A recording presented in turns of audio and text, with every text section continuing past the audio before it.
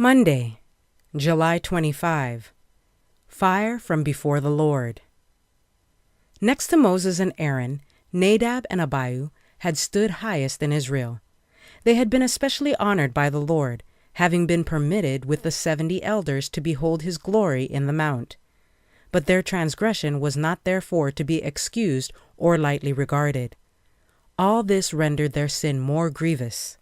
Because men have received great light, because they have, like the princes of Israel, ascended to the mount and been privileged to have communion with God and to dwell in the light of his glory, let them not flatter themselves that they can afterwards sin with impunity, that because they have been thus honored, God will not be strict to punish their iniquity. This is a fatal deception. The great light and privileges bestowed require returns of virtue and holiness corresponding to the light given. Anything short of this, God cannot accept.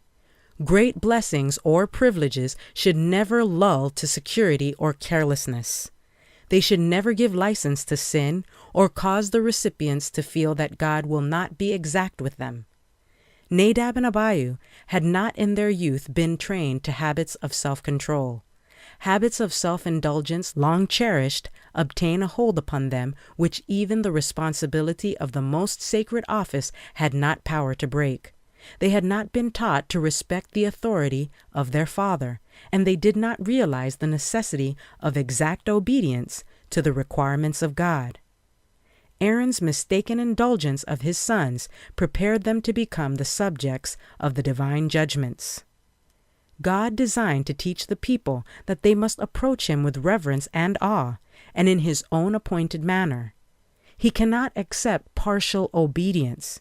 It was not enough that in this solemn season of worship nearly everything was done as he had directed. Let no one deceive himself with the belief that a part of God's commandments are non-essential, or that he will accept a substitute for that which he has required. Conflict and Courage, page 100. No sacrifice would be acceptable to God which was not salted or seasoned with divine fire, which represented the communication between God and man that was opened through Jesus Christ alone. The holy fire which was to be put upon the censer was kept burning perpetually, and while the people of God were without, earnestly praying, the incense kindled by the holy fire was to arise before God mingled with their prayers. This incense was an emblem of the mediation of Christ.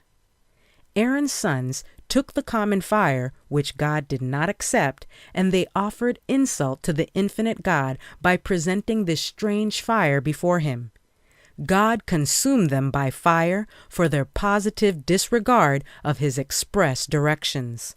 All their works were as the offering of Cain. There was no divine Savior represented.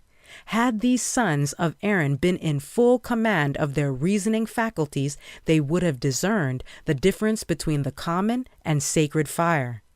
The gratification of appetite debased their faculties and so beclouded their intellect that their power of discernment was gone. They fully understood the holy character of the typical service and the awful solemnity and responsibility assumed of presenting themselves before God to minister in sacred service. Confrontation, pages 80 and 81.